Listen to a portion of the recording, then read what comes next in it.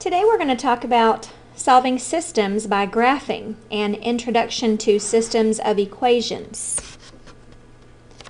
Now, it's important for us to know what a system of equations is. A system of equations is two or more equations. Two or more equations.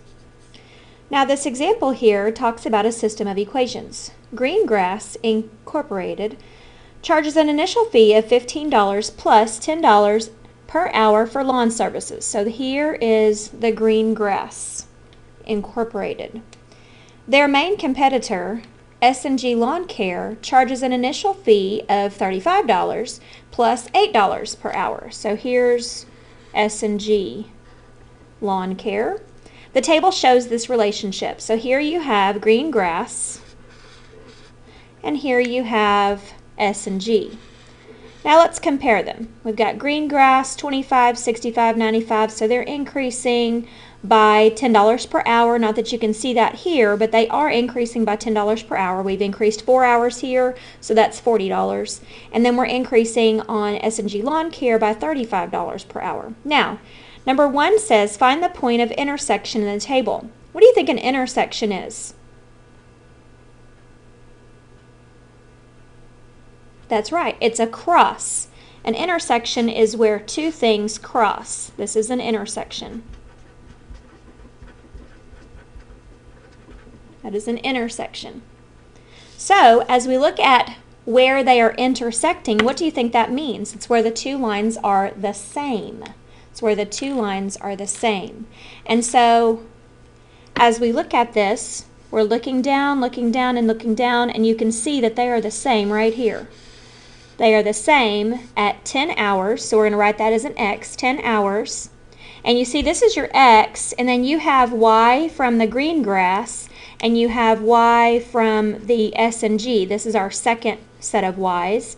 And so our point of intersection is 10 and 115, because this is where we have the same number.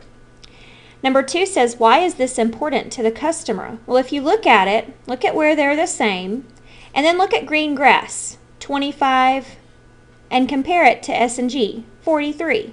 65, 75, 95, 99. As you're comparing these, you can see that before this point of intersection, Greengrass cost less. And after the intersection, what happens? 25, 125, 123, 165, 155. So you can see that what's happened is after the point of intersection, S&G gets to be the better of the two. So then why is this important to the customer? Because before the intersection, Greengrass, we'll just put green, is cheaper. And after the intersection, S&G is cheaper.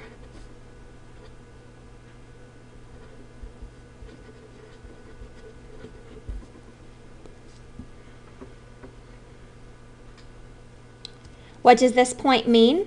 10:15 says that for 10 hours, it costs them $115, and this is where they are the same price. No matter which one you're looking at, it is the same price. Number 4 says, if I needed only 6 hours of lawn care, which company should I choose? So we just have to go back to our table, and 6 hours is about right here. And so I would choose whichever one is cheapest, and Greengrass is going to be cheapest. Let me put that in green, or in purple. Greengrass is cheapest. And if I needed 20 hours of lawn care, which company should I use? Well, 20 hours of lawn care would be after this, and so after the point of intersection, that means that S&G is getting cheaper. So that means that I would use S&G for 20 hours of lawn care. Now the next part says the solution to a system is where the graphs of the equations, and of course we just said this, intersect. Now as we're looking at lines, a system can have no one or infinite solutions. So we can have no solution, one solution, or infinite solutions. Let's look and see what these are. We have two lines on each one of these pictures, and we have to decide, is it no solution, one solution, or infinite solutions? And remember, the solution is where they cross, where they intersect. Well, let's first of all look at the middle one. The middle one, how many times does it cross? It crosses one time. Good. So this is one solution.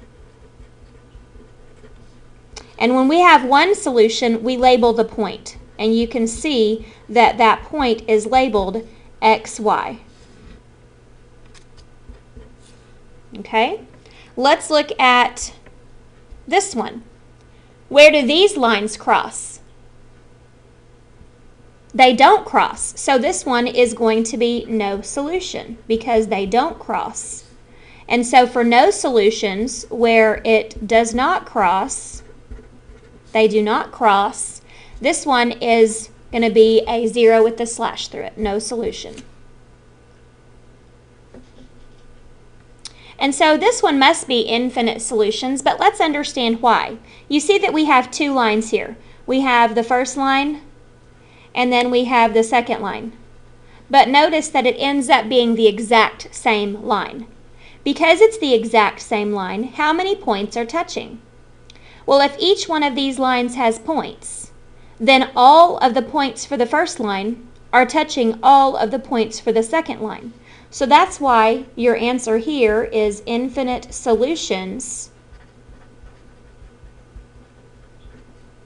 because all points on the line are touching. And since this is infinite solutions, this is going to be your all real numbers. So we use the all real numbers symbol.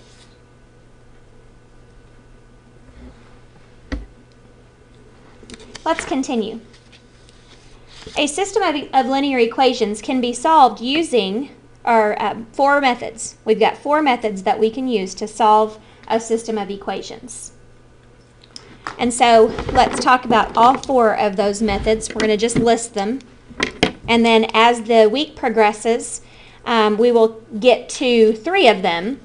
And then after Christmas, we will learn the fourth one. So the first one we're going to do is called graphing. And we've done lots of graphing, so that should not be an issue for you. Number two is called substitution.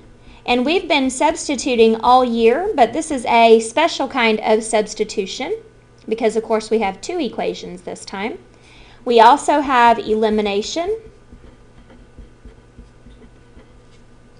And then we also can solve systems by using matrices. Now, the next part we're going to do is actually to solve the system by graphing. And it gives you some directions here. Number one, you would solve each equation for y, get y equals mx plus b, unless it's already like that. You'll graph both equations on the same coordinate plane, and then you'll find the solution. And remember, the solution is the intersection point. So the first example asks you first to graph y equals -8/9 x plus 3. Now remember, you have to have an m and a b to graph it. So the m is -8/9 and the b is 3. So we'll start on the 3 on the y-axis, and it should be on the 3, not the -3. 3 on the y-axis, and then it tells us to go down 8 and right 9. And then we also can go up 8 and left 9, but we don't have enough space, so we're going to stop there and just graph that line.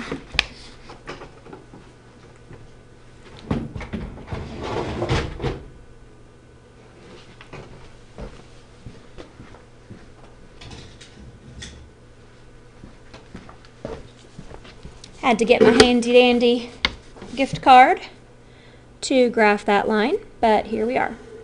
All right, so there's my line. That is the line of y equals -8/9 x plus 3. And so now I'm going to change colors so that I can see what I'm doing with each of these lines. And so the m on this one is 1/3 and the b is -8. And so we would start at the -8 on the y-axis, and it tells us to go up 1 and right 3. Now it's important that we do as many points as we can on these graphs because as you can see, doing 1 point, we wouldn't be able to get the exact point of intersection, but after I did this point, this slope several times, you can see that they are exactly crossing right here. So once I draw my line with my straight edge, and again, if you don't use a straight edge and you don't do as many points as you can, then you're not going to get an exact location where they are crossing. So you can see that the point of intersection is right here, and that point is 9 for the x and -5 for the y. Now remember, when we have one solution, this is one solution, and when we have one solution, we identify what that point is. Let's move on to number 2. Number 2, it asks us to graph y equals 1/3 x plus 4. So m equals 1/3 and b equals 4. And we'll start to graph that, starting with the b, 4, and then go up 1 and right 3. Go ahead and do as many points as you can. Go down 1 and left 3. And then, of course, we're going to draw our straight line.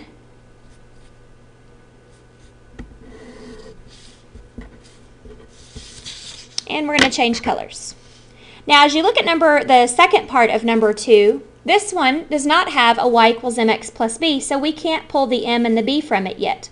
So what we need to do is solve for y. So we do minus x on both sides to get the x's to go away. We bring down a -3y equals -x minus 3. Remember, these are not the same family. Then we divide by -3 on each term. Each family member gets to have each family gets to have a different division by 3, -3. So this simplifies to 1/3 x, and -3 divided by -3 is +1. Be sure that you get that understood 1 there, and also be sure that you see the negatives in front and that those negatives simplify to positives. So let's go ahead and get our m, which is 1/3, and our b, which is 1. We'll start at the 1 and go up 1 and right 3. And again, we're going to go as many times as we can. Go backwards, down 1 and left 3.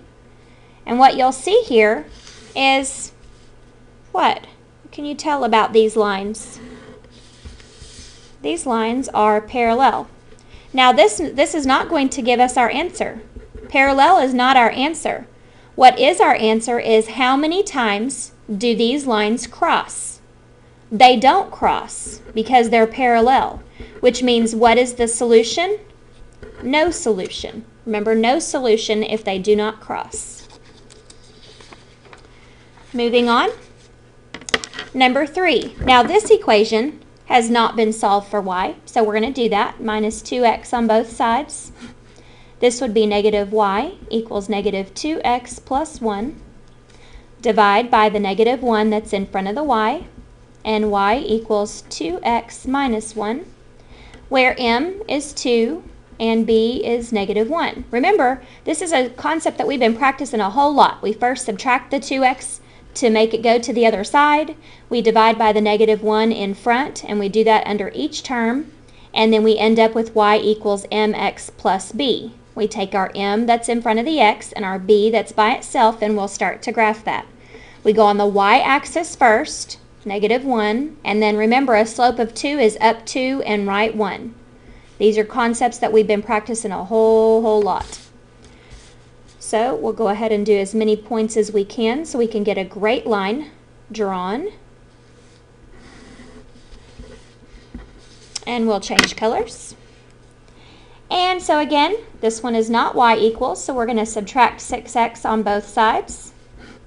-3y equals -6x plus 3. Remember, we're going to divide by that number in the front.